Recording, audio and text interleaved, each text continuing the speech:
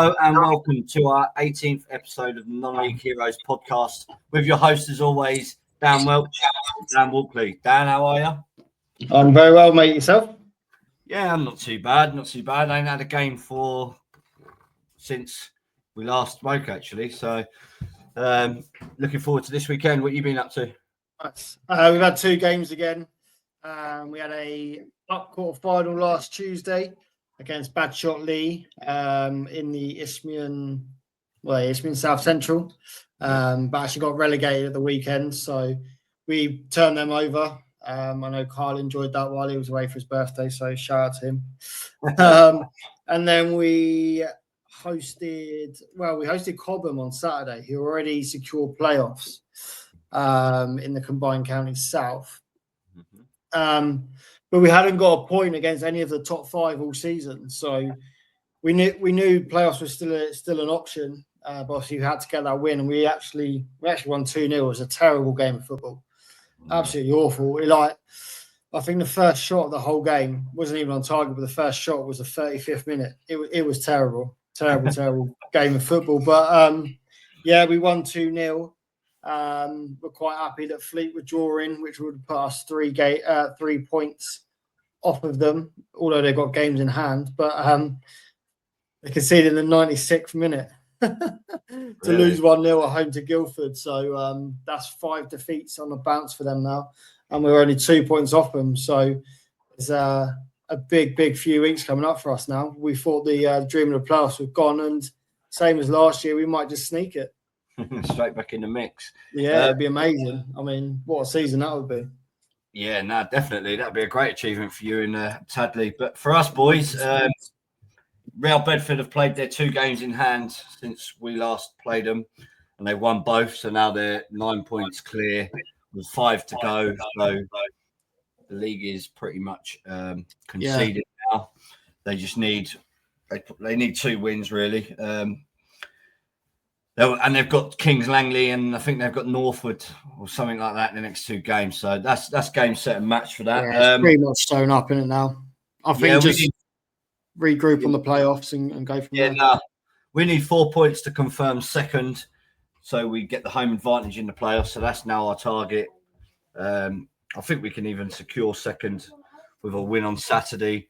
Regarding results elsewhere with Flackwell Heath and the others like that. But now Real Bedford, I think I saw a stat earlier, 115 goals in the league this season. I think overall they will be worthy winners.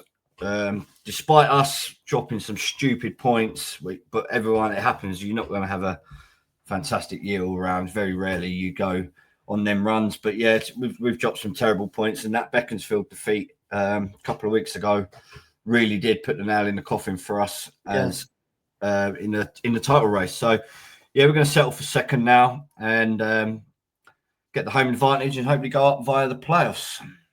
Yeah, so who do you think you'll be? Hadley, Tame, Leighton Town, probably for me. The momentum they've had, what are they? Unbeaten in 12, something silly like that. I think it's 9. Unbeaten in 9. It would have been, I think it would have been 12 if we didn't score a 98th minute equaliser against them. But we've got the gaffer on a little bit later for Leighton Town rejoining us. So yeah, we'll catch up with them. Leighton Town, as you just said, the momentum, 9 in a row, 5 to go. They have got Tame, and I think they have got Real Bedford this weekend or maybe next weekend. So I think Real Bedford could possibly win the league or confirm the league when they play. It's something like that. I'm not entirely sure of the ins and outs, but yeah. So Real Bedford have got Aylesbury on Saturday, who are in free for all. Yeah. And then it's something like Northwood or something like that. And then Real Bedford got Kings Langley, yeah, that's it, yeah. And then they play down. So if they win both games, they'll be 9 clear still, but with a superior goal difference of about 60. So whatever happens on that day, they should be crowned or confirmed champions. Well, there's a massive game at the bottom tonight, though. Tomorrow night, Tuesday night. Leverstock Green against Northwood. Yeah, Leverstock Green in 20th and only 3 points off Northwood, so it'll take them level points and head on goal difference. So that's a massive fixture. Yeah, that's a massive fixture, and it's a shame for Leverstock Green really, because they've really gone banging form now. but Northwood have changed their manager, or the manager left, and the 2 players have just stepped in and took over. And I think they've picked up like 7 points in the last 3 games. Whereas you would rewind a month ago, they were probably favourites to go straight down. And Leverstock Green got form, but because now Leverstock Green keep winning, Northwood keep winning. And Kidlington as well. Kidlington are up down there as well. Yeah. Relegation scrap. But yeah, a massive game tomorrow night.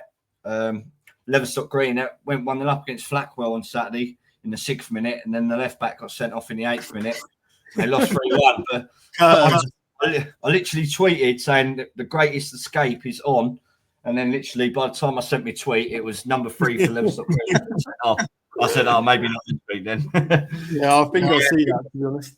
I'd love to see Leverstock Green stay up. It's an amazing club. The chair lady, the people, the manager. I've been there. I've known them for years, going there with battles against Coney Heath and that. And that is one team I want to stay up. Who goes down? Couldn't really care, to be honest. Northwood and Kidlington. I have no association to either, but yeah, Leverstock Green stay up. So that'll be a close game and I'll be keeping an eye on that tomorrow. If I weren't working, I would probably have gone. Yeah, big game. Farnham Town won the league as well last week, with Kingstonian getting beat. As we spoke with Harry a couple of weeks ago, he said they could have actually won it against Kingstonian, but because they were winning and the K's were losing, it just so happened they won it on that Tuesday night. So obviously congratulations to them. I did see the trophy presentation, or the trophy lift, has been postponed until Kingstonian visit Farnham. Apparently it's the earliest they could get the trophy, apparently. So that's a setup and a half, isn't it? Absolute setup. I mean, you've got to back that. That's brilliant. Yeah, that's brilliant. You got to rate that. Shit house through on that. And then, obviously, other things going on. The FA Vars semi-final first legs at the weekend, so probably one of the standout competitions in the non-league system. You had a 2,000 crowd sellout at Whiteleaf, and you had over 2,000 Whitstable. So combined, over 4,000 people watching Step 5 football at the weekend is massive, to be honest. I don't think you'll see that anywhere else in the world. Even in like second, third division games abroad and in Europe, you're not seeing those numbers. So it just goes to prove just how special our non-league system is, and the heritage and the way it bleeds into the professional game, because without it, the professional game wouldn't be there, in my opinion. There's a lot of talk around non-league in our country now. It's massively on the up. You're seeing the players come from non-league to football league very rarely now. So yeah, listen, non-league. Yeah, this is why we do this show, all about non-league, because we love the and the people that make it happen as well. Let's, do you know what I mean? Without the volunteers and everyone like that, these players won't be moving up to Premier League from coaches to, I guess, even parents running them around when they're kids. So obviously one of our guests tonight has coached quite a few lads that have gone on to play professional football, so we'll touch on that as well with him. But going back to the results on the FA Vars, Whiteleaf raced to a 2-0 lead. Andover New Street got one back, and then I think in the 94th minute, Whiteleaf got a third, which I think is going to be very, very important. Is it this weekend? Yeah, it should be. Because I think if it was a 1-0 gap going to Andover New Street would have hit him on the counter, got an early goal, and just sat back and made it difficult, in my opinion. But the 2-goal, they're going to have to come out and play against Whiteleaf, and if you come out and play against Whiteleaf, you're getting picked off. It's as simple as that. That's a very crucial goal. I was trying to keep an eye on the Twitter updates, and when I saw it's 2-1, I thought, oh bloody hell, that's game on. I don't really know too much about Whiteleaf, but I hear a lot of talk, a lot of noise coming from there, and I thought 2-1, Cor, you really are going to make it hard work for yourselves going back there. But then that third goal went in, and I thought, oh, there you go. Yeah, I think that third goal was so crucial. Was that a case of Andover trying to get an equaliser, forgetting that they've got a replay, or what? I ain't seen any of it. Don't know, but Andover had 3 shots all game, 3 on target. Apparently, it was rare they're out of their half until midway through the second half. But I mean, it's going to be another tough game at Andover. Andover got some fantastic players in the middle of the park and up top. You've got the likes of Callum Sweeney, who was playing step 3, Bedminton Heath, or step 4. You've got Claudio Herbert, who was playing, I think they're in the National League South then for Salisbury. So you've got some really, really good players down there. They built a good squad. And the lad that come on, Charlie Postons, was part of Farnham's side, who were unbeaten last season at step 5 and has been playing for Hartley Whitney at step 4 this season. So they've got a really good squad down there. So it's going to be tough for Whiteleaf, but I just think that third goal's killed it for New Street. So in the other semi-final down in Kent, Whitstable beat Hartpury University 2-0. By the looks of it, I've not seen much of the game, but I think it was very, very one-sided. I think Whitstable had over 10, 11 shots. Hartpury didn't even have a shot the whole game, which is going to be disappointing. But again, going back to Gloucestershire, Hartpury on their university pitches, it's a home from home. So, I mean, get an early goal and anything can happen in that game. But yeah, massive advantage, and Whiteleaf and Whitstable with two goal leads are both in the driving seat there. Yeah. And we'll also find out on Saturday who will be joining either or two of those 4 teams in the FA Trophy final. So Aldershot host Woking, which is obviously a massive game, massive derby. It's a massive game in its own right, let alone an FA Trophy semi-final. Aldershot did get hammered at the weekend against Rochdale, and Woking won. So it'll be interesting to see how they can pick themselves up from that. And in the second semi-final in the Northwest, Rochdale are playing Spennymoor. So National League against National League North, but Spennymoor are taking some scalps already in the competition this season. And how amazing would that be for them to get to Wembley? Yeah, I do love an underdog story. Yeah. I don't know if they'll be the first step 4 team since North Ferriby won it in 2015. I'm not sure. Something I'll have to look at. Well, I'm sure one of our listeners will correct us. Yeah, to tell me when this goes out on Friday. They'll be like, no, that's wrong. That's wrong. Be on the non-league forum non-league matters forum, probably being slated. But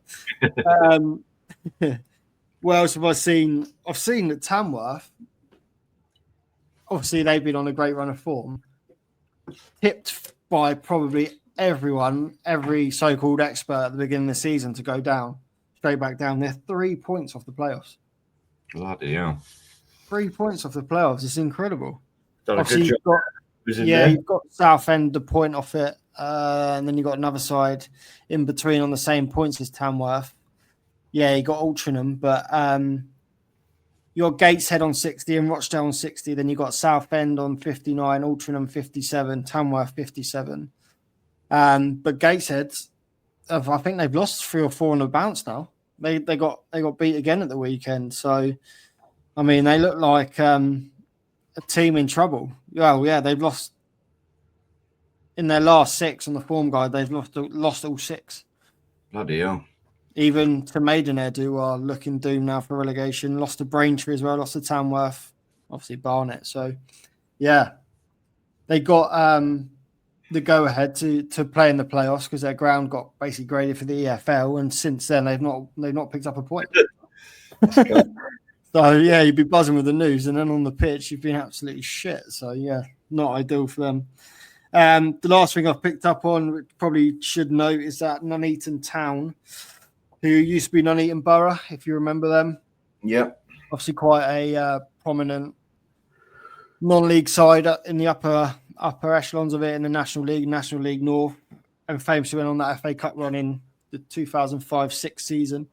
So they restarted again. Nuneaton Town got promoted out of Step 6 at the weekend. So their rise is back underway, which is great to see. Hopefully following the likes of Wimbledon, Macclesfield now. Bury are going well in Step 5 as well. So all these Phoenix clubs coming back and making a good name for themselves, which is great to see. Yeah, no, brilliant. I do love it. I do love it when they. Well, I don't love it obviously when a team goes bust, but I do love it when they come back, or the fans come back, or a local just thinks, "Fuck this, we need a team back." Do it, and they just do the rise up the leagues. It's a magical story, and it just shows it can be done with the right people coming in. It's absolutely. good. Well, you've seen Bury; they've been getting crowds of over 1,000 like this season at step 5. Macclesfield, I think they're just constantly sold out. 4,000, I think. Yeah, it's insane. But it's not only for them as a club. But obviously, they're getting the big support at home games, which is generating that revenue again, which is brilliant. It's what it should be. But thinking about the teams that are going to Gig Lane to watch a step 5 game, for those players to play at a stadium like that, and then on the flip side, when Bury take fans to, I don't know, let's give Tadley for an example. Like we're step 5, same level. Our average this year is 93, for example. Imagine you get 2-3 coaches of Bury fans. You know what I mean? You're going to get a few hundred. So for those clubs as well that they're playing and going away to, it's a good money maker for them. So yeah, it's absolutely brilliant. Yeah, no, I agree. Imagine scoring a goal at like Gig Lane and celebrating in front of your 3 fans. Yeah. While the other 1,500 will start throwing all sorts of abuse here. Whilst you're getting told all sorts of things and you're fucking doing the knee slide in front of 3 fans. 3 fans and a dog. Going up to kiss the dog, yeah. I'm very much looking forward to the FA Trophy semi-finals. I mean, I wouldn't mind going to Aldershot Woking, to be honest. I think that'd be quite tasty. Be a good atmosphere. Yeah. Obviously, I hope Aldershot do it because I think if Aldershot do it and Whiteleaf do it, I think that makes for quite a good non-league finals day for me. So, looking forward to it. And there's a lot going on this back end of the season. Not just at the top. Obviously, we've got relegation scraps all about the place as well. So they're also getting very tight. We spoke last week about Combined County South, Red Hill playing Whiteleaf before the Vars semi-final. Obviously, Red Hill could have extended their lead at the top and kind of fended Jersey off. But Whiteleaf took a win. They took a 1-0 win. Unfortunately for Red Hill, Red Hill's keeper's made 20 clean sheets this season. He's been ridiculous. But seeing the goal, I think big occasion.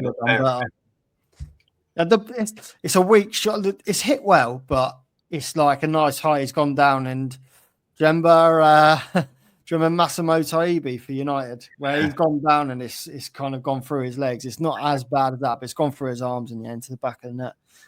Red Hill did hit the post actually in the 89th minute, but that was that. So Red Hill didn't play Saturday. Jersey hosted Tooting and Mitcham and absolutely stuffed them 4-0. No one's touching Jersey at the minute. Jersey are now top with games in hand. Go to Red Hill on this Saturday coming. Another huge game, and then then they go out to Jersey. So a point for Jersey now in this current situation is massive. Is absolutely bang on, personally. Because I don't see Jersey losing on the island. And I also think it's good for the playoffs, for the integrity of the playoff. Yeah. Because if they finish second, the semi-final, you've got to fly to Jersey at short notice. It's going to be 2-3 days a week max notice. So you're going to have to shell out for that. Then if they win, the final will be in Jersey. You can't get like all the other teams go and watch the finals normally. You can't get that. I mean, it's just a massive advantage. So I think for everyone and probably for the league officials, Jersey going up automatic would be the best scenario for a lot of people. It's kind of mad to think that one team out of Red Hill, Jersey and Whiteleaf are going to be stuck in that division again for another year. I know, it's insane. It's like in there and win it, but just mate. If you look at the top 3 teams, like listen, I'm new to this league. I don't know too much, but we've spoken to jersey quite a lot with the people in the WhatsApp group, and we've had the Red Hill manager who says hands down that they're the best. It's the best Step 5 league, and then you see Whiteleaf in the semi-finals of the thing. You see Whiteleaf then beating Red Hill last week, and Whiteleaf ain't even in this bloody title thing that you're talking about. It's like it's mad to think about this. And then there's some massive clubs in that division, like some real like non-league heritage. Corinthian Casual is probably one of the most famous non-league clubs out there. Tooting and Mitcham, the likes of Mikel Antonio for one, went through their ranks. They had a Sky series years ago, didn't they? With like an academy thing. If you look, Fleet, Red Hill, all that being Southern League at some point. Guildford's a huge city. So yeah, it is a tough league and it's very competitive. Just goes to show that as Fleet losing 5 on the bounce. I don't know if I've mentioned that. With us being two behind them. So if we can get in the playoffs with our momentum, Red Hill or someone be fuming to miss out. You never know. You never know. Never know. Last week, the transfer deadline. We brought you a few breaking stories. And what was the biggest move that you saw last week, mate? The biggest. Maybe it wasn't a surprise with Matty Day going. We knew Connor Sampson was going anyway. But I wasn't expecting him to go to Cockfosters. I thought he was going to go up a level, personally, or wait until the next season and then go up a level because he's clearly a good goalkeeper. I speak to Matty, he raves about him.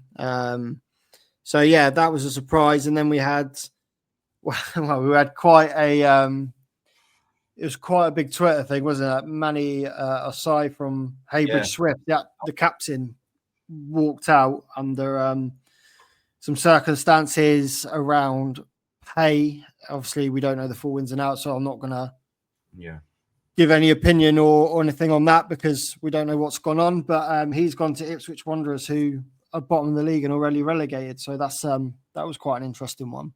Yeah, I saw that as well. I was thinking all that noise, and then you've joined the club on Friday, and you've been relegated by the Saturday or something like that, wasn't it? Yeah, it's a bit of a strange one. Another one. I just had a light flashing through my house, and I thought I'd been blinded. Yeah, not a blue one. It's fine. There was one that surprised me. I don't know if it was on deadline day, but it was very recently. The lad from Kettering Town. What's his bloody name? His dad was famous for Noel Williams. Oh yeah, Williams. Yeah, Williams. Like he was smashing it for Kettering. Yeah. And then all of a sudden he's gone to Matlock. I don't really know about that, but that was quite a surprising transfer coming into the end of March because I think Kettering are chasing promotion, aren't they? And obviously you watch Kettering in the FA Cup, and Noel Williams was probably one of the. Oh, he was the best player on the pitch that game. The best player on the pitch, yeah. And they were playing against. Who did they play against in that game? Tottenham. They played Tottenham. Was it Tottenham? No. Tamworth played Tottenham. Tamworth played Tottenham, yeah. Kettering, they played West Ham. Not sure about that one. But yeah, he was the best player on the park. And he's obviously, I know March is mad. Managers just fucking, they do what they want. And we mentioned it last week regarding if you're still in with a shout this time of season, you go and do a load of stuff. But but they're losing players. Yeah, they're losing players now. And another one that fucking got to me the other day, that Malden and Chiptree. Oh, Doncaster. Sorry. Yeah. Malden and Chiptree, they've been fucking promoting Gary Hooper for like he's the best thing since fucking sliced bread. He's lasted, 90 minutes? I ain't seen his name again. He got a straight red. He got a 3-match ban on his debut. Wow. That just about fucking sums it up then, doesn't it? Yeah, I mean, he's a has-been, isn't he? Do you know what I mean? Good name, good PR, good name, but he's a has-been. I watched Gary Hooper at the JPT final. I think it was 2008. And we beat Scunthorpe. He played up front with Paul Hayes. And Luton won the JPT trophy and got relegated to the conference the next day. I love it. Gary Hooper's always stuck in my head because he was a phenomenal player. Yeah, I thought that's another one that's got a few likes and tweets from announcing a big name, and then he's just gone Good, missing. it's good PR. I mean, loads of teams do it, don't they? They sign ex-pros and they play a handful of games, and that's it. I didn't realise. He got sent off first game. Yeah, so Right. There you go. that's that situation. But looking at just talking about Kettering, Bedford Town are now back top of that division after the weekend. Yeah. It's absolutely nuts. Bedford Town 69 points, and then you got Telford, Hellsowen on 67, and exactly the same goal difference. And also Bedford are top on 69 points, plus 16. Yeah. Telford are second on 67 plus 16. Hellsowen are third on 67 plus 16. All on the same goal difference. And then you got Kettering 66. And then you got Harborough on 61, Stratford 61, Stamford 61, Spalding on 59 for the last playoff spot. Crazy, but what unbelievable league, mate. I'm good friends with Lee Bircham, and what an amazing job! What an amazing, unbelievable, really. To compete with those teams, Kettering, Hellsowen, Telford, they're massive clubs. Massive clubs, and just to go from step 4 to step 3. It could be a double promotion on the cards, and obviously today is the 31st of March. The FA should have made a decision on the merger between Real Bedford and Bedford Town. So it's mad to think that Lee Bircham could get promoted to step 2 and possibly be without a club in the summer, because he'll get one conference. Yeah, it's just mad to think that he's won step 4, he's going to win step 3, and the good chances that the merge is going to happen. And I don't know what will happen, but in my personal opinion, I can see Peter McCormack sticking with the Rob Sinclair, who's won 3 leagues in a row. It's a tough one. I'm very interested to see what the FA do.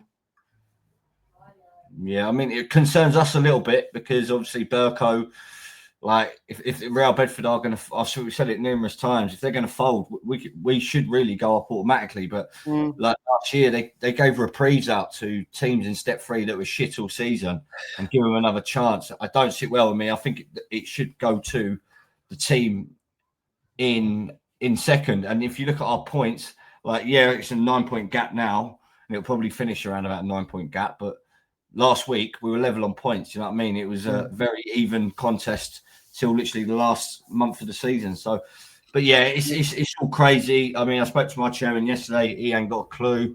No one's heard anything. No one knows what's going to happen. We've got to prepare for the playoffs and go up via the playoffs.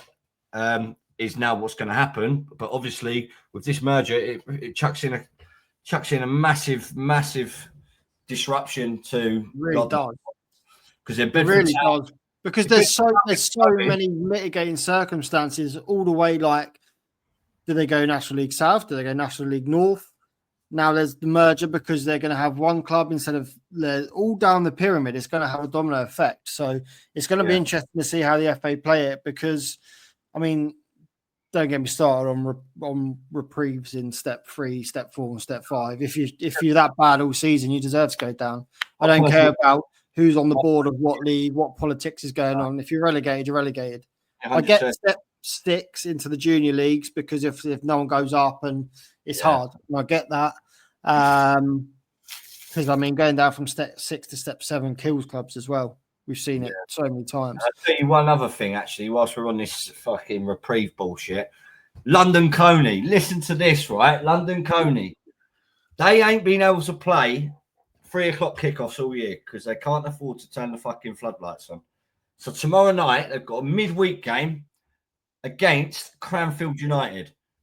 And they can't turn the floodlights on.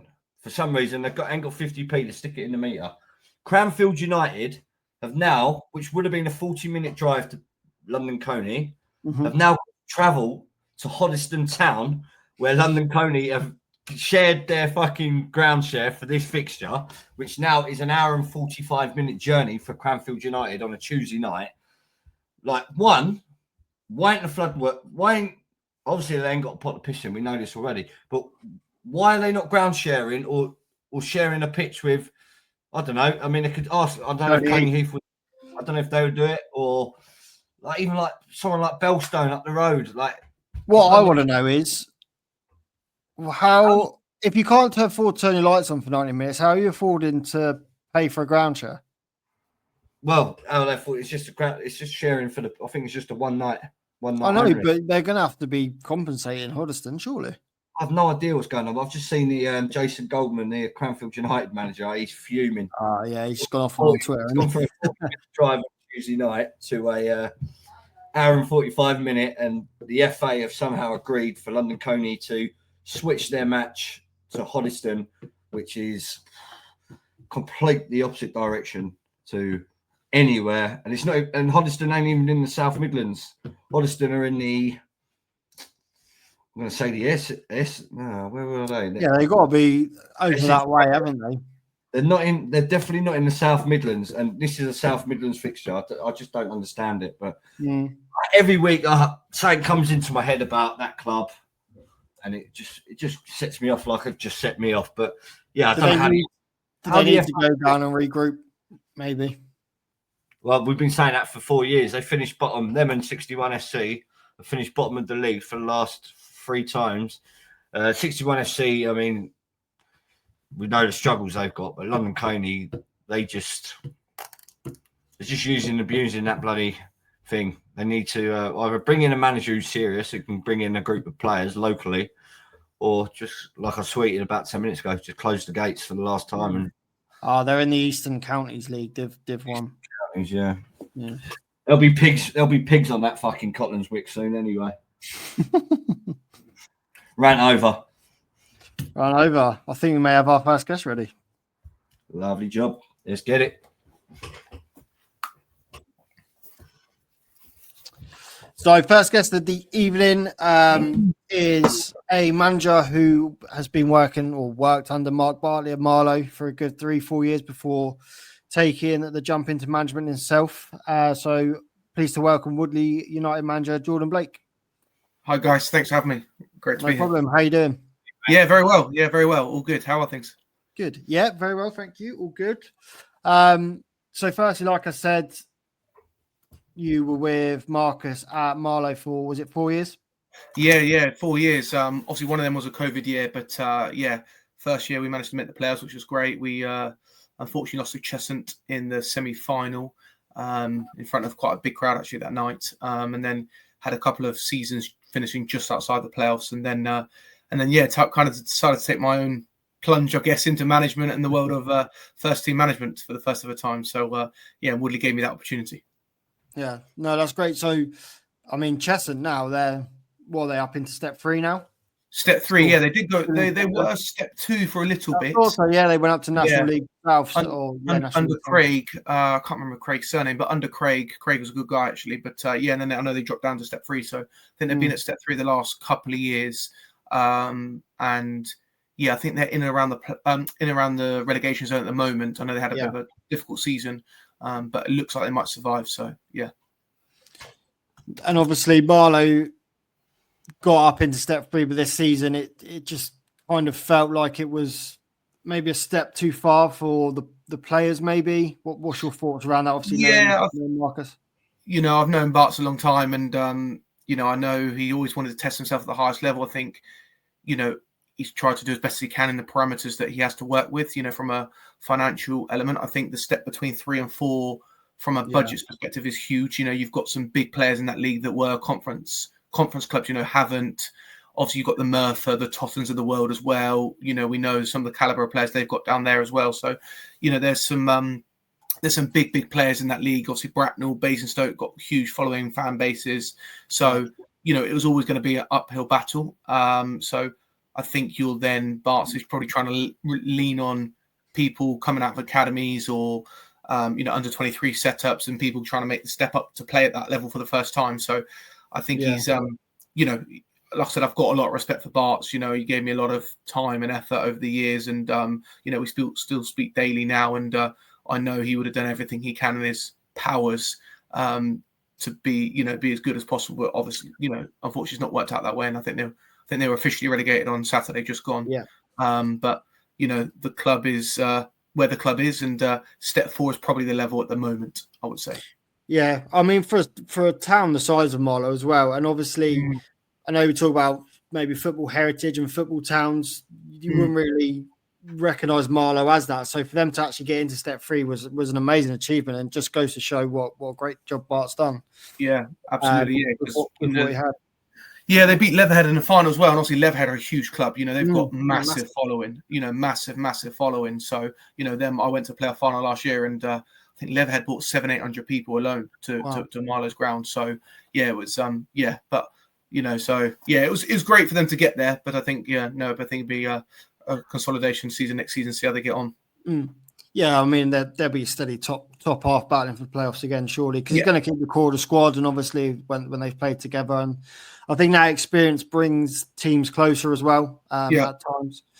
But obviously, again, this season with yourself as well, you've been sharing some players.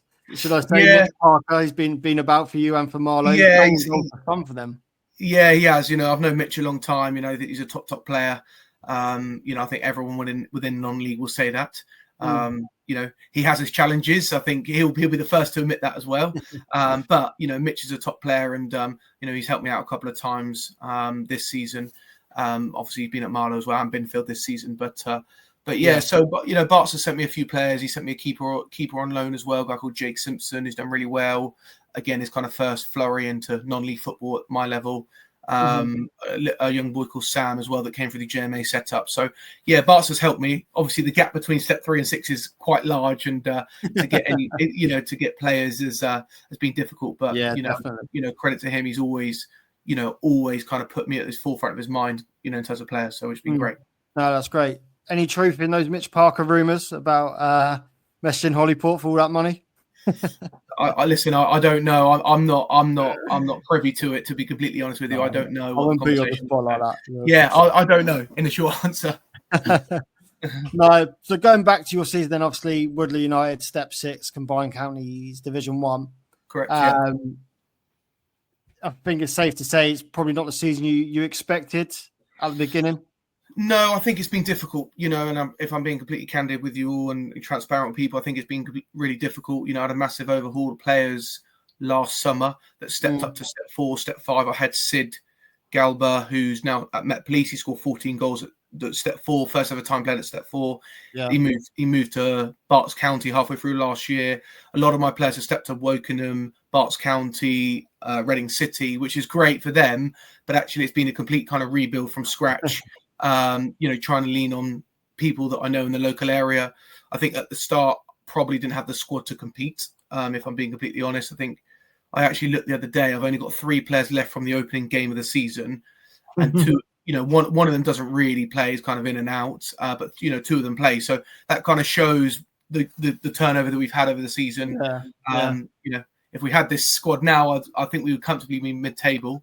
But you know, it's the nature of the beast. We've got 6 cup finals to go to try and survive. You know, we'll do everything. I think you know, we've got some fantastic caliber of players now, which is great, that can play at the level and probably play the league above, to be honest with you. So, but it's taken a long time. You know, when you don't have the resources to go and cherry pick players and give finances out to players that they want at the beginning of the year, then you know, you always have to be patient. So it's been a difficult, but the board have always backed me, which is good. So. Yeah, the board there, Mark, obviously a great guy down at Woodley. Yeah. So I absolutely understand your point there. Obviously, you've got some really experienced players as well that you've brought in. Obviously, Kieran Mayland's played pro. I think he had a pro deal, and then he played National League South and Step 3. So that's obviously a great player to bring in. Osman Darbo as well, played Step 5, obviously with Tadley for a few years. But from the youngsters as well, like Ty Moorcroft's been pivotal for you the last month. Yeah, he's been exceptional. I think you know, Ty's only 18, just turned 18, and you know, I think he's got a real opportunity to play at a good level of football. Now, obviously, at some point he will reach his ceiling, but you know, he's got a bit of everything about him, a bit of nastiness. He can run in behind. He's aggressive. He can also score goals clearly as well. You know, so you know, I think he's got a fantastic future ahead of him if he keeps working. And I think he's got 11 and 9. Which has been brilliant. And, you know, he's really helped us over the last, I would say 6 weeks, 7 weeks since he arrived. I did try get him in October. It might have been a different story, but timing's everything, and we've been working hard with the time, the training pitch, kind of just to get him in the right areas to score goals. Yeah, so. Like you said, 6 cup finals, and it's going to go down to the final day because obviously looking at the division there, you're 8 points off Deportivo Galicia, but they've only got a game left to play, so that can take them to 42, which is the maximum you can get. So it's all about goals and wins now, isn't it? Yeah, exactly. So it'd be really interesting to see what happens. Like I said, we'll do everything we can, and it's exciting. At least we've got something to play for. Exactly. Every game means something. Keeps it interesting, definitely. And is there any talk of a reprieve for Woodley if it was? Yeah, potentially. I think.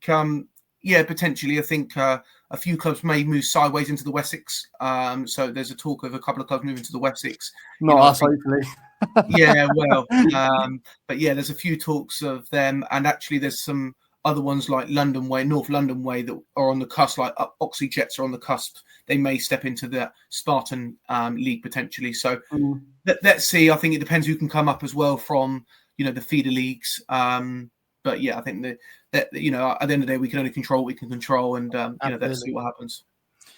Yeah, no, I totally agree. I personally think you can do it, but there's like I said, some big games coming up. Yeah. So we'll watch that. Welchie's a massive Sunday League fan. Strath Rovers, Strath Arms, sorry, but yeah. So the Sunday National Cup obviously is reaching its climax at the minute. How's that journey been for Bapco over the last few years?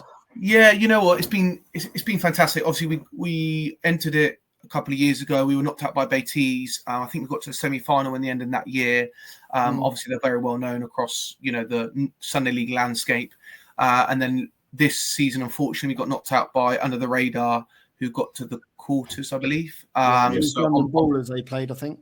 Yeah, on penalties. So it's like anything. I think it's a little bit like a Champions League. You have one bad game, you can be out. So I think once you kind of get to the last 16 quarterfinals, you're playing top teams. People that play a good level on a Saturday.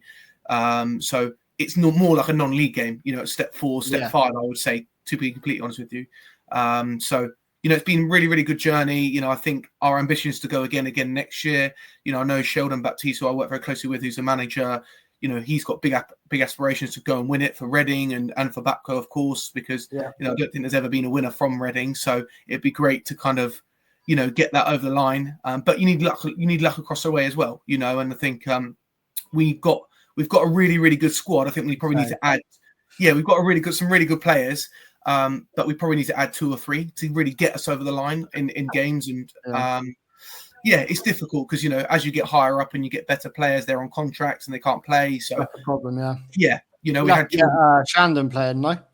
Yeah, well, that would be nice. Yeah, if we get Shannon playing, that would be nice. But we had Jordan Edwards in our first year, which was great, but he couldn't play this year because he's on a contract at Hanwell. So, obviously his caliber of player is fantastic. He's won step 3, etc. So, there's some unbelievable players around Reading who I'm sure will turn up and take that very, very seriously. I think it's growing massively as a competition, and I think down to, I know SC Dons have moved over now, but like say by Beatties and the other guys really pushing social media as well. I mean, Caversham have done a great job of that. I know locally anyway for Sunday League. So how different do you? This is going to sound like a weird question because everyone's going to be like, Sunday League. But how different do you find it from a Saturday mentality to a Sunday, especially the teams competing in that National Cup or the teams right at the top, really taking it seriously? Yeah, I think it's a good question. I think the teams obviously at the very top, even in the Reading Sunday League, I think give back. The Burfields take it seriously like they do on Saturdays. Obviously you've got other teams in the league that maybe don't take it as serious. But I think, Saturdays will always be Saturdays, but actually I think when you play better teams, they take it as serious as Saturdays. They want to win. They want to enter these big competitions. The final was held at, I think it was Wimbledon a few years ago, so proper grounds. Wolves, I think a few years beyond that. So, some proper grounds. And actually, like I said, I think the caliber of the competition is getting higher and higher because, I think one thing that we try to do at Bapco is get everyone to enjoy it first and foremost. So if you're not enjoying Saturdays, Saturdays can be very up and down. One week you love it, next week you hate it, etc. So I think one thing that Sheldon as a manager has always tried to do is get that feel good factor and enjoyment factor of just playing football and get your repetition in. So that's what's Babco's always been kind of built on, if you want, and naturally it's become of good players as well. So. But I think in terms of the competition has been great. I think, you're going against players that play at step 4, step 5, step 6, etc. And, and take it seriously. Well, yeah, I mean, Babco's squad, at least the starting 11s I've seen for the last few weeks, it could easily win a step 5 division, in my opinion. Yeah, it would. Yeah, it would. Silly players in there. Yeah, absolutely. So, So build on that. And then fingers crossed this time next year, we're talking about you in the final. So, which would be good. Yeah, that'd be that's the goal. So, sure. Yeah, absolutely. Agreed. Yes, Jordan, nice you to come on to the show, mate. It's been great listening so far. But just want to get some your thoughts on a few Sunday League points. So I'm with the Stratford Arms, and I think the Sunday League the mornings are just where memories are made. Yeah, you agree with that? Yeah, yeah. What about Babco? Are you like a tight? Because obviously, talking about the National Cup, my Stratford Arms team, we are literally all really good mates. But then, we're going to name teams. You're going to get teams that they get like some sort of budget for each round and all that, and just bring in. What is it about Babco? Is it a close-fisted, like close unit, or is it do what you can? That's how it's built. So it started by Shannon Baptiste, who played in the Prem for Brentford, and obviously now plays at Luton. It was started by two of his best friends, McCoy Palmer and Janae Bell. So that's how it started. And obviously Sheldon is Shandon's brother. So that's how it's kind of all like a family interlink. You've got Eden Downs plays, Tafari Downs plays, they're all cousins. So, and then we've all been friends for a long time. We've been friends 10 years. I played with Tafari back at, JMA days 10 years ago. So, it's always kind of been like a family feel. And everyone kind of buys into that. Naturally, I think over the years, we've been going 4 years now. Naturally, over the years, it's kind of developed and evolved a little bit, but the main core's still there. If you look through the players over the last 4 years, I think 70% of them are still there, 80% of them are still there. So, it's really been that kind of team morale, togetherness, family feel. So that's what has always kind of been built on. So it's been great. All the friends and family come to watch on a Sunday. We probably get more on a Sunday than I get on a Saturday. That's just the nature of the beast. But yeah, it's great. You bring your kids along, and etc., which is really, really good. So and actually, that comes from the guys that started it. Yeah, that's brilliant. And just go back to Woodley. I see I used to be a manager myself, and when the going gets tough, I really did question myself. Like one time, I was struggling with players. I had a Sunday league. I just folded the club. But where you are as at the moment, and where you are as in the league table, what makes you want to carry on? Like what motivates you? Yeah, it's a good question. I think first and foremost, I love developing people. I love developing players. I think since I've become Woodley manager just over 3 years ago now, I think 22 players have gone on to higher levels and professional, which is great. So that's first and foremost, I enjoy doing that. I love the feeling of being a manager as well. I do enjoy that element. It has its pressures and its strains. And, I think more and more now the money is getting filtered down the leagues from, step 1 all the way down to step 6. You've got some players in our league that do pay some good money, and, I do as much as I can in the parameters I have to work with. So, but for me, like I said, I enjoy it. I want to be successful. I would ideally want to step up to step 5, step 4 at some point in my career. I'm still only a young man in the management world. So, and I believe I can do a great job. I think if I had real resources from the caliber of players that I know at step 4, step 5, I think I could get, playoffs and beyond, to be honest with you. But, everyone has to start somewhere. And, Mark and the Woodley board have been fantastic. I'm sure they would say it's had its trials and tribulations of having me as the manager of my first time. So, but they've given me an opportunity that I may never have got. So I have to be grateful for that, and it's a learning curve, and hopefully they've got something out of it as well. I was just about to say what you're learning now will probably be massive for you when you do progress up the ranks. When you do start to struggle, you're gonna what you've done now. You're gonna fall back on that, and that should hopefully get you as high as you can, I believe. Yeah, absolutely. You know, and I think I've got a really, really good network of managers in the local area, players in the local area. So, you know, I think as and when that moment comes and steps up, you know, I'm very honest and transparent with the board about that. I do want to kick on at some point, you know, however long that is, who knows. But, you know, I think I can go in and do a really, really good job somewhere. You know, like I said, just from the individuals that I know in the local area. So, but yeah. Oh, brilliant.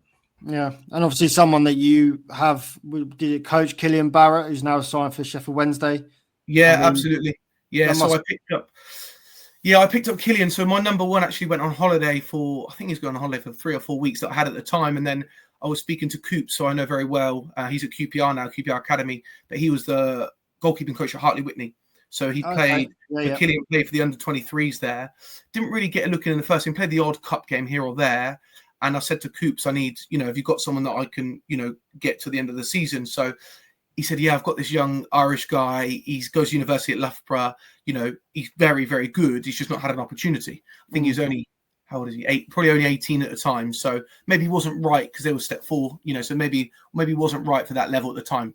But anyway, so yeah, he came training and he was unbelievable. Like I always said, he had a chance. So I always knew off the first training session, he was, you know, 6'5", 6'6", he kicks it a mile, you know, everything about him, I always knew he had a chance. And then, then I had him for 14, 15 games. And then Roscoe at Binfield, I have a really good relationship. Roscoe, I think, you know, top manager. He knew him through Hartley Whitney as well. So when he got the Binfield job, he wanted Killian. So he took Killian for their greatest escape, which they managed to survive, which was good. And then, Killian got an opportunity to trial at Sheffield Wednesday last summer.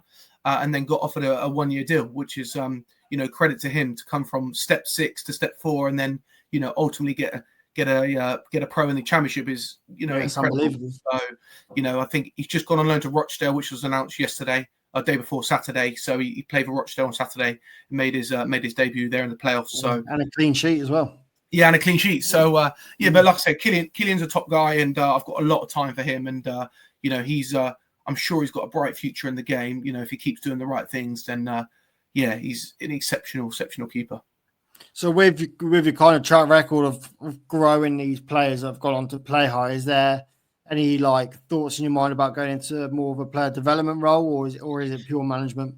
Yeah, potentially. You know, I've thought about, I do enjoy that element of kind of, like I said, growing players. You know, maybe there's an opportunity further down the line to be a director of football at a football club, you know, where I can kind of do all aspects of the kind of recruitment and getting the, you know, to actually think, like I said, I think I'm quite good at that and developing players. But I enjoy management. You know, I enjoy the pressures of management, the day-to-day, trying to get 3 points.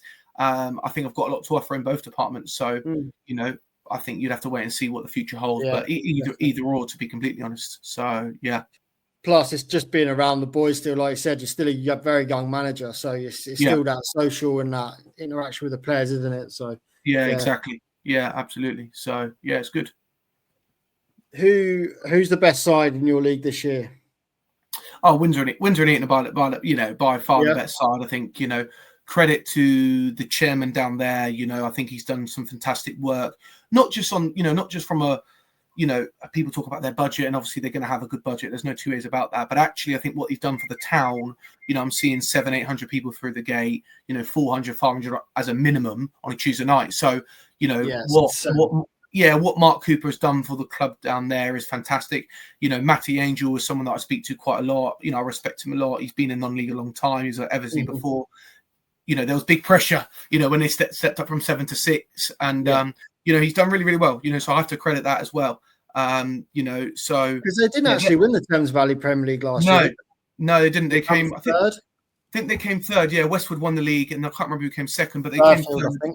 Burfield, yeah. So they next finished top 5, which I think he knew anyway. Yeah. So obviously there was big pressure coming from that as well. So, but credit to those guys. You know, they've got a proper side. You know, they've got a striker that scores 40 goals. Yeah, Pavel was it? Yeah, he scored, and he's very good. You know, he could probably play step 4, to be honest with you. So he's very, very good. You know, they've got a couple of experienced centre halves that, you know, one at Berks County before. You know, they've got players that have played step 4 as well. So you know, he's got really played National League South. Callum Winchcombe. Yeah, exactly. Stoke. Exactly. You know, so he's got proper caliber of players down there. So, you know, credit to them. But we've seen lots of clubs throw money at it and, not actually get anywhere near to promotion. Yeah. So, it's not just about putting money, to people. It's about making sure it all works. And, credit to Matty and their board to get it done, because, they're going to, I think they could win it tomorrow night. Actually, I think they can win it tomorrow night against Molesley. So they've lost the last couple, but I think they can officially win it tomorrow night. So yeah, well, that'd be good. We'll keep an eye on that then. Yeah. Cool. Jordan, just another question from me. You said you're quite open to your board and that you do want to progress. What does your future look like to you?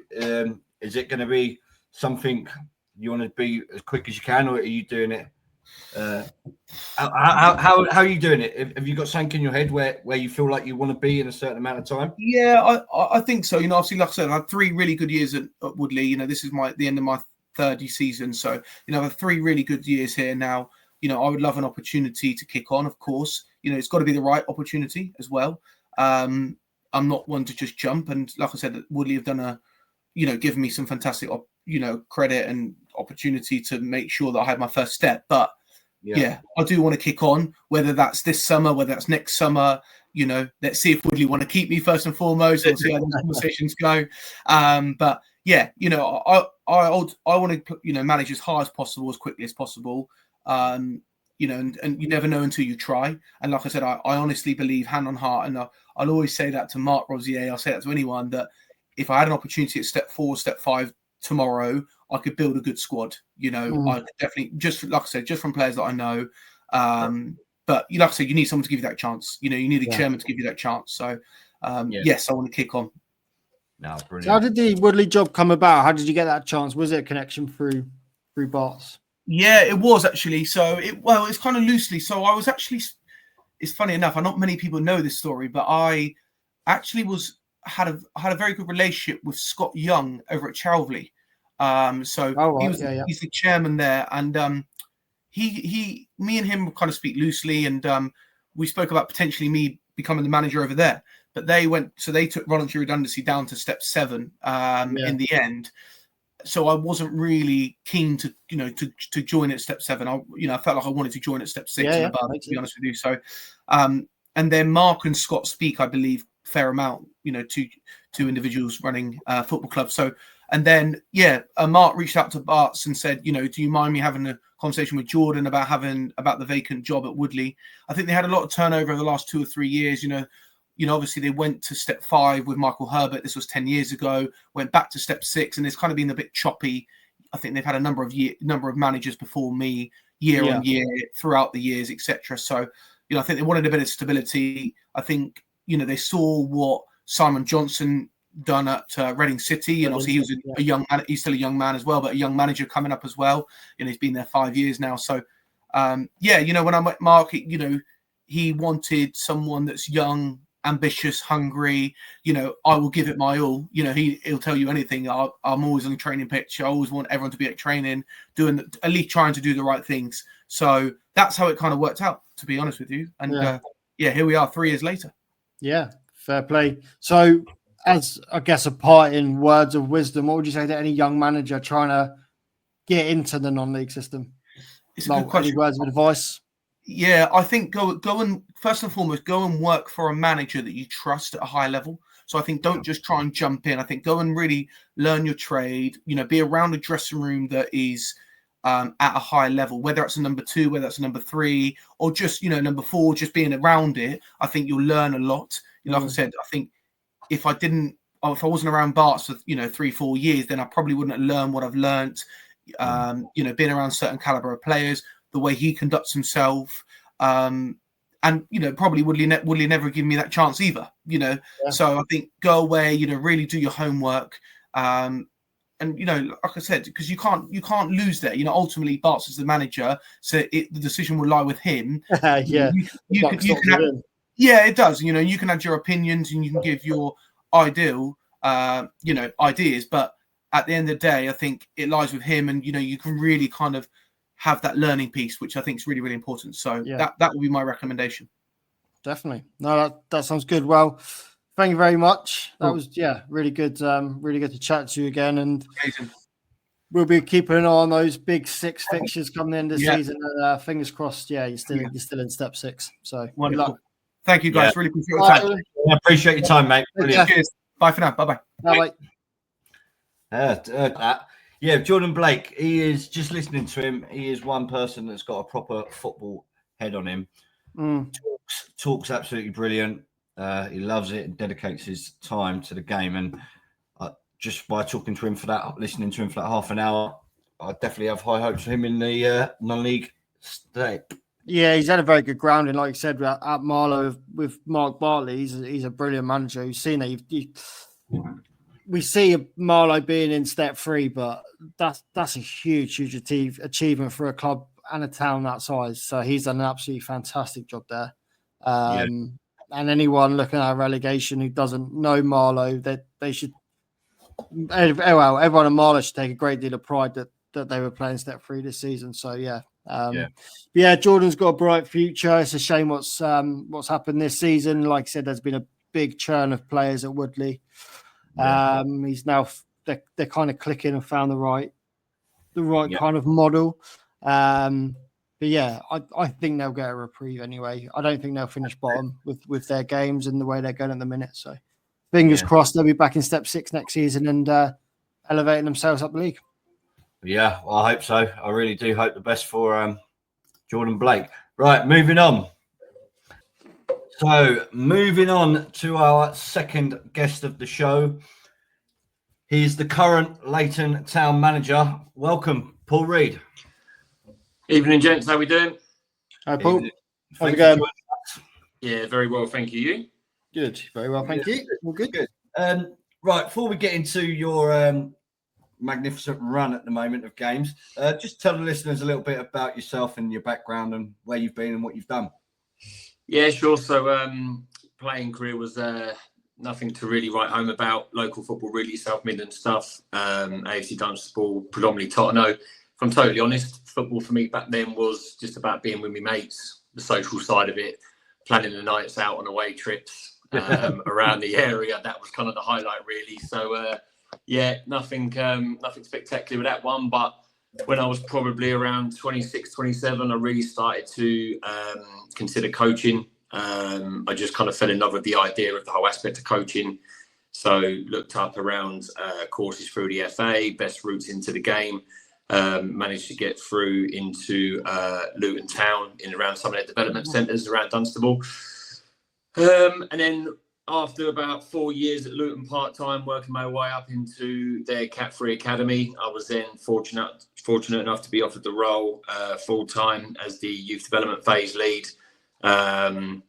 Whilst at Luton, come across some fantastic people in the game, as you can imagine, the likes of Mick Harford and Paul Benson and Andy Orford, those who really kind of helped me in my development as a coach. Went on to do my UEFA A licence and Advanced Youth Award, and then ended up assisting with the under-18s and 21s under the likes of Adrian Forbes. Personal reasons, come out of Luton probably nearly 2.5 years ago now, to be more at home with the family, and then had a 1.5 years out of football. Was actually quite enjoying myself, if I was honest, just watching games and not having the responsibility and all the admin that goes with it. And then James Heaps at Leighton Town picked the phone up, said, do you fancy just having a look at our under-18s and maybe drop in or so, do a session or two, and then kind of got the appetite for it, really. So I spent a little bit of time back end of last season working with the club's under-18s group. Then went into Tottenham back in July to become the under-11s lead academy coach, as well as my full-time role with what I do.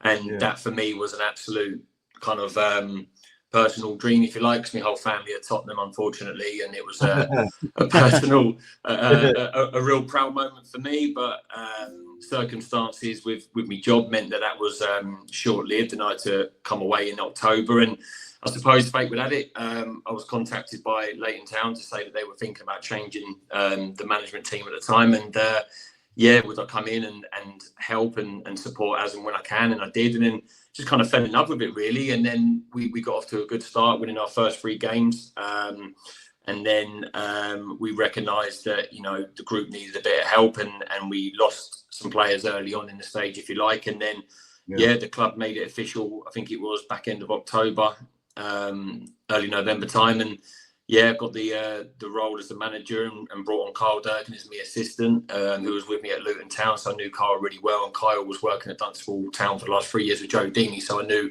Kyle would have some good contacts within the game. He would understand the level. So that's a real short, if you like, statement of how we life's been for the last 10 years, I suppose. It's very interesting. Yeah, very impressive. So you've gone through the whole ranks at Leighton Town, is that right? 18s development and the first team. So the idea, so the 18s was my main gig last year. The idea was to go in as the development coach at the beginning of this season, whilst Gary Flynn was still with the first team at Leighton, and support Gary with obviously players coming through and help as and when we can. And when the offer from Tottenham came in at the time, it was too good an opportunity for me personally to turn down, if I was honest. So that didn't quite materialise the way it should have, and I left for an opportunity that I felt would come once in a lifetime. And I suppose come back as the first team manager much sooner than I could have possibly realised at the time. Yeah, you've already mentioned back in, I think I did a little bit of background on you. No, it was back in November the 8th, the club confirmed that you will be the new first team manager. I mean, what was that? Another proud moment for you? Absolutely, it was, and I think I needed it at the time, if I'm honest, because when I come away from Spurs, it wasn't something that I was too pleased about. Circumstances in my main job forced it, if you like. So I suppose Leighton coming at the time allowed me to continue to stay in the game in some capacity, but also it's an opportunity for me to really go and test myself at a non-league level. I mean, you guys, I'm sure, would have come across football in all different states and standards across, and it was an opportunity for me to be exposed to that, and I fell in love with it from day one. Really, it was the idea of kind of assembling my own squad, my own management team, trying to install my ideas on a group of players that I felt I could support and try and create a culture at the football club that was maybe a little bit different from before. We've tried to create a culture where players see training as a bit of a non-negotiable, but ultimately, it's a place where we all want to spend our time, and we all spend a lot of time away from our families to do this, don't we? Ultimately, and you want to make sure you surround it around good people, and from the football club all the way through to the chairman, all the way through to the current under-18s coach, everyone's pretty aligned. And for me, when we've got home games, my family, when they come down, they're well looked after as well, which means a lot as well. So, for me, I knew what I was going back to in terms of the culture of the football club, and that made the decision so much easier. Yeah, so we know exactly how you're going at the minute, but what was it like when you first took over? I know Leighton Town were very, very below par as to what they should be doing. I mean, when you come in, did you have the squad there? Did you have to bring players in immediately? I can't quite remember. So we inherited the squad from the previous group, and for then it was just around trying to give them the freedom, I suppose, at the time, because they were in a tough position, weren't they? I think they were second or third from bottom at the time, and it was just about trying to, I suppose, create some clarity around what we wanted, not giving too much information too soon, try and get that bit of a feel-good factor back into the group of players. And we actually won our first 3 games. We got the win at home to Beaconsfield and then Northwood. Then we went to Hadley at the time, who were top, and we won 4-1. And then I think it was when we played Burko at home, we lost 2-1. When that was a game that I suppose brought us back a little bit and was like, wow, now we're going to see how everyone reacts to this, because it was that first real setback. We made a couple of signings quite early on. We got Tolu in early, who coming from Biggleswade, was currently on loan at Potter at the time. And then as we kind of moved forward with the group, we started to speak more about, our player profiles, how that would complement how we want the team to actually look. I think what we've tried to do, if I'm honest, is bring in players that suit different types of games. I look at some clubs in our league and I think they're very, very good in certain situations, but I think we've got profiles and personalities around where, you go to places like we went to Aylesbury on Wednesday night, and certain key personnel get you through those games.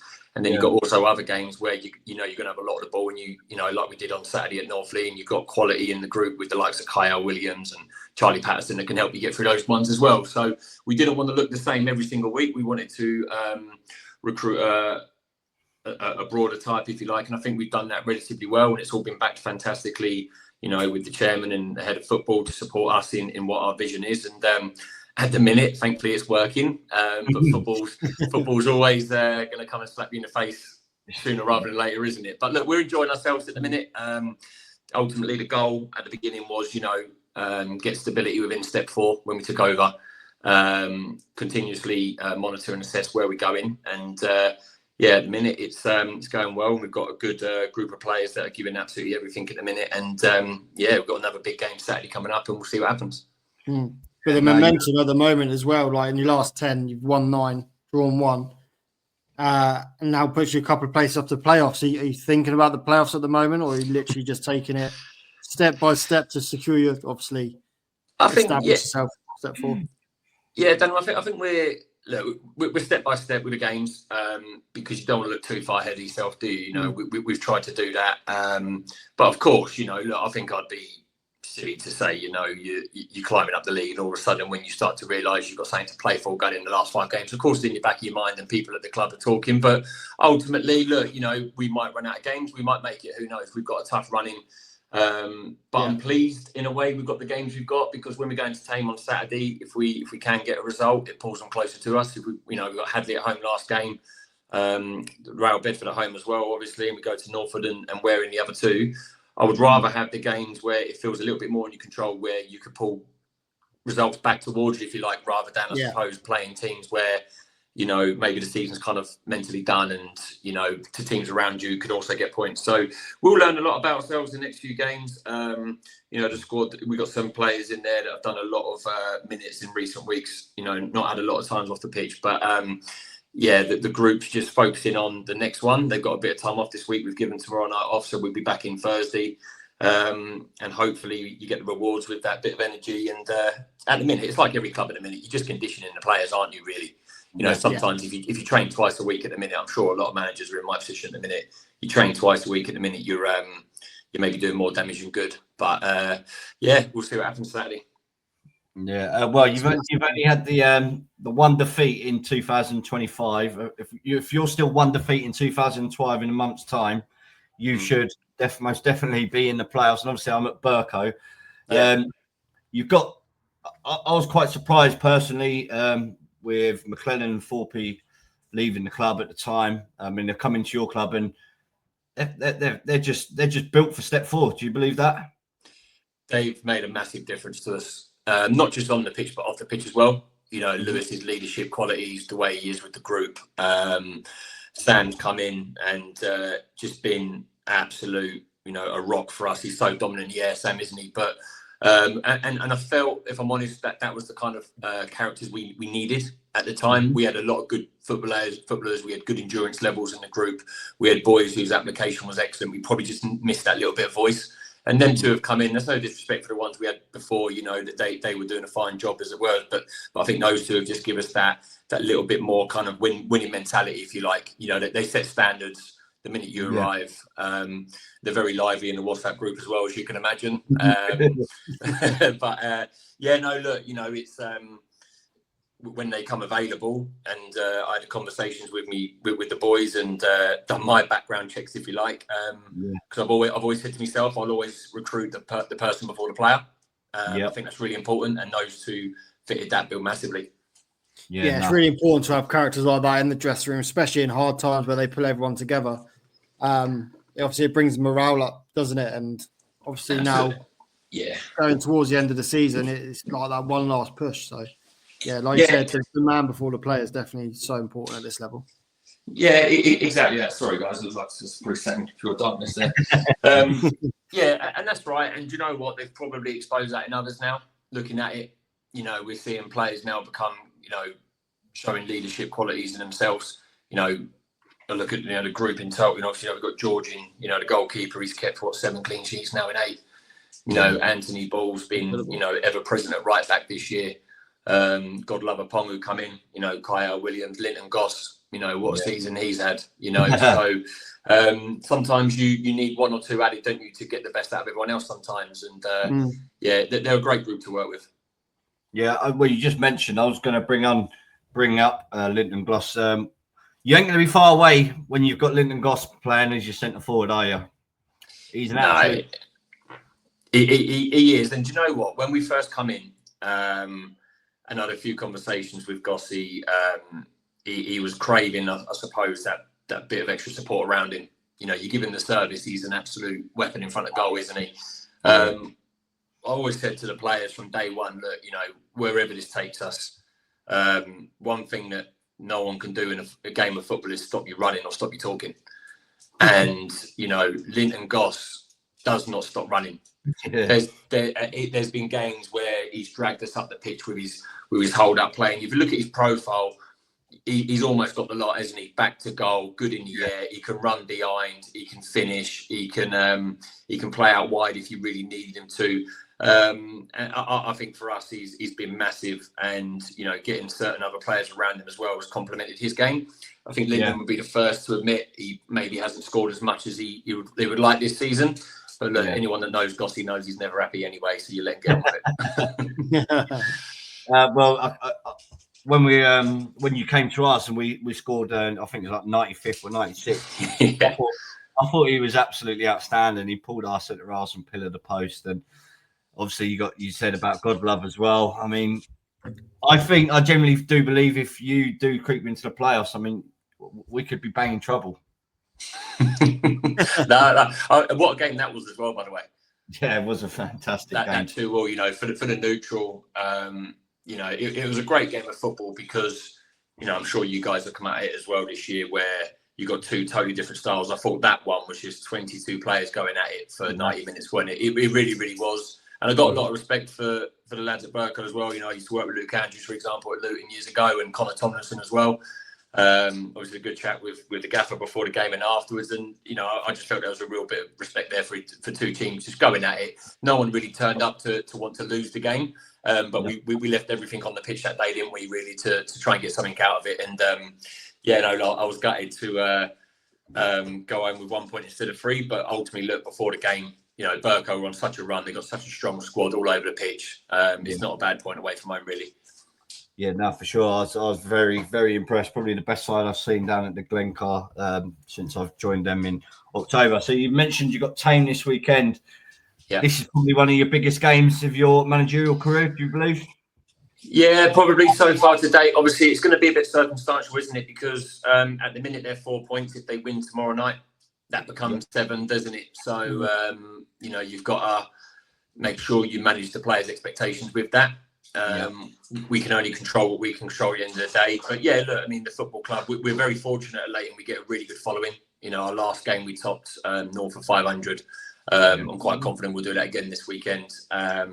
So the feel-good factor will be there. And I said in my post-match after Northley, you know, we'll go into it with loads of confidence because the players have earned that right to do so with the results we've been getting.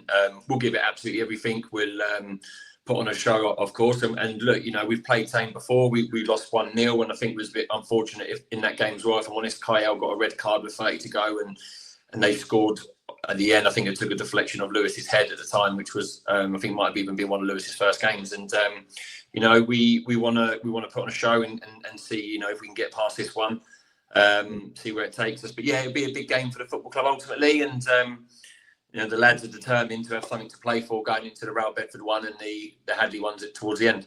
Yeah. I'd say a massive run to the end of the season now. Then with those 3 games are huge. They are, yeah. And but that's what you want, though, isn't it? Yeah. Oh, absolutely. Really? They're the games you want to be involved in. There's no point, like you said, being involved in a dead rubber this time of the season. You want to be playing for something. So yeah, it's an exciting end to the season for you. Yeah, exactly. And I think it's fair to say, guys, isn't it? You know, who would have said we'd have been in this position maybe 10 games ago? I don't think it was. I mean, I think even Gossy said after the North League game on Saturday Changing, he said it's mad. We won 9 on a bounce and we're still chasing. I mean, that is playoff form, isn't it? Really? Yeah, it is. It is. But look, it's been you know, the players, their application's been excellent. I can't, you know, be more grateful for what they've sacrificed to get us in this position. And hopefully we'll still got something to play for come Saturday at 5 o'clock. Yeah, no, I agree. But just put it in. You didn't make the playoffs for whatever reason. I mean, you've done a fantastic job. Thank you. What would your what's the word? What would your ambition be for next season now? I mean, I know it's a long way away. You've still got some of the seasons to go, but what you're doing now and what you know you can do in this league is you must be excited for the future of your managerial career and of your football club. Yeah, I am. Thank you for the compliment first and foremost. The big thing first and foremost is going to be securing a lot of our players that we've currently got. That's because we all know what's going to happen in the summer. We know phones are going to be going off, so we've got to. But look, we've started to have ideas as a management group who, how that looks. And I think first and foremost, we've got to retain the ones we want to retain, and then look to add depth. We've got some good players coming through our development squad as well that we don't want to block necessarily certain pathways. But yeah, ultimately, as a group, as a player group, we'll go into it with an idea that we know we can compete at the top half of the table. There's no reason as to why we can't. But look, there's going to be some good clubs coming back down into the league as well, isn't there? By the looks of it, there's going to be some, strong opposition as well. So nothing's going to be a given. Whatever we set out to achieve next year, it's not going to be without hard work and effort, ultimately. But yeah, I think we'll just try and see where we are after the first 10 games or so, reassess it, evaluate the group, see what we need. But ultimately, yeah, look, we've got a bunch in there that they want to do well for themselves and they want to do well for us as a club, and collectively, hopefully, that allows us to go and push on and be around that kind of top end of the table, and see where we sit. Yeah, well, literally 2 weeks ago, I was looking at Real Bedford's fixtures, and I was thinking Beaconsfield will do them, Leighton Town will beat them, whoever else was will beat them, and I was like, yes, I was all for Leighton Town, but now we lost to Beaconsfield. They're 9 points clear now. They're going to win the league. And now I want Real Bedford to beat you. It's mad, isn't it? Thanks, mate. Appreciate that. I'm from worrying about Real Bedford to worrying about Yeah, look, I understand why you're saying that. We all look at each other's results, don't we? I was messaging Freights over at Stopfold a couple of weeks ago, and we were looking at each other's results and giving you thumbs up here and there. But yeah, look, ultimately, I'll just always do what's best for my football club at the end of the day, like I'm sure every other manager does. And look, if we see you in the playoffs, we see you in the playoffs, don't we? If not, we'll have a go next year. Yeah, well, I've got James Taylor in the WhatsApp group. You wouldn't be happy with the stuff he says. He's adamant you're going to win it. You're going up and all this. I'll he's saying in there. I'll let the chairman deal with him. I'll just focus on the players, mate. Try and ignore all the rest of the circus around. Yeah, no, we have a little bit back and forth. I'll try and wind him up, but he never bites. But yeah, I mean, even people like James. I mean, what an absolute credit to the club. I mean, when you come to us, there's about 100 of them all wearing shit shirts. I mean, it must be unbelievable to just look to your right sometimes and just see such a wave of Leighton Town fans beyond the goal. Yeah, it does, and it really does spur the players on. And that's one thing, James said to me after the game at Aylesbury on Wednesday night. He said, it's nice. He said he really feels for the first time there's that big connection now with the players and the fans. But, not just, the moments after the game, but, in the clubhouse afterwards, players go and sit with the fans and the fans mingle in with the players. I think that's really important for me. And I said to James, I said, look, mate, while I'm manager of the football club, win, lose or draw, you'll always get acknowledged by the players after the game. I think that's really important. There's a lot of people in football at our level, guys, isn't there, that do this voluntarily. And I think sometimes all they just want to see at the end of the day is their time appreciated for a couple of minutes at the end of the game. And I think that means the world to them. We brought great support over to you guys on that Saturday, didn't we? And we did on Wednesday night as well. Even North Leigh, we had a good handful there as well. And, when you look over and you see a big Leighton Town St George's Cross flag there, it does, remind you how big the football club is off the pitch as well. But yeah, look, James is a top lad, and there's many more of them at the football club. No, I agree. Well, you're doing I've said numerous times, what an amazing job you're doing. What's the actual future for Paul Reed? I know you keep coming, not to your own circumstances, but you're having to keep dropping out and dropping in. Are you in football now for the long run? Potentially, yeah. I suppose like all of us guys, isn't it? I mean, my family's going to come first in any decision I make, and it's got to suit the logistics of that. I won't do anything that's going to, upset the apple cart back at home, but cause unnecessary stress where it don't need to be. I'm really happy with what I'm doing at the minute. Do I want to go and work at a higher level one day? Potentially. But then it's got to also suit in with my full-time job as well with what I do. But yeah, I mean, who knows what the future holds? But I think if I if I had a choice now, it'd be to go up the leagues with Leighton. I'm really happy with the dynamic of everything there, and it's you know what it's like when you become gravitate a little bit to the football club. You want to do well for everyone there, don't you? You want to make the people happy there, and that means a lot to me with Leighton. You know, I've got a lot of time for the guys down there who do all types of roles, by the way, whether they're on the committee or coaching staff or whether they're working in some of our younger age groups. I know what it means to them, and if I can help the football club progress one day into a higher level and leave it in a really healthy position, then I've done my bit. But yeah, who knows? Maybe the way Spurs are going in a minute, I might not be in a bad position for that one as well. We'll be playing each other in a few years. Hopefully not. Hopefully not, mate. Well, listen, Paul. I know full well you brought a load of smiles back on the fans of Leighton Town. You're doing a fantastic job. I do wish you the very best for the rest of the season, but only especially when you play Burko. Yeah. Thank you very much. I appreciate your time, and honestly, I believe you got a fantastic squad there, and there is no reason why you do get into that playoffs. Then you're going to be very good looking to go up. But yeah, for now, I hope you're not. I hope Real Bedford will win the title on your own patch, and you're 10 finish 5th. So you wouldn't have been saying that a month ago, would you? No. Listen, he's done a fantastic job, and we appreciate your time coming on today. Yeah. Brilliant. Thanks for having me, guys. Great work you do for the non-league as well. So I appreciate it. All the best. Appreciate you very much. Take care. See you later. Bye.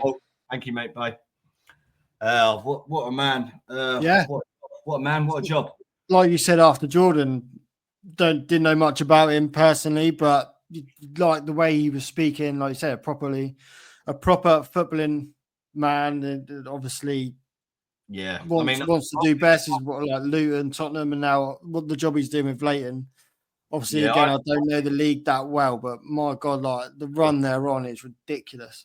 To pull a team like that, it's like Lee Allison-esque.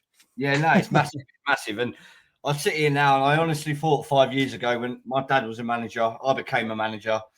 I pissed the division, played 116. Played 16, won 16, won the 2 trophies. I went into Saturday, I played 10, won 10.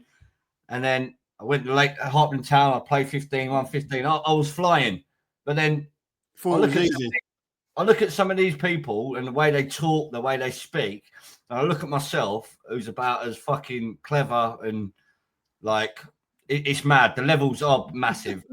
You can tell like me, I've just got it in my head that, but I was just recruiting a load of good players that my mates, but you can tell the likes of Jordan Blake, Paul Reed, the way they conduct themselves, the way they speak, they've got a massive future in this non-league game. It's the whole thing, isn't it? It's the whole thing.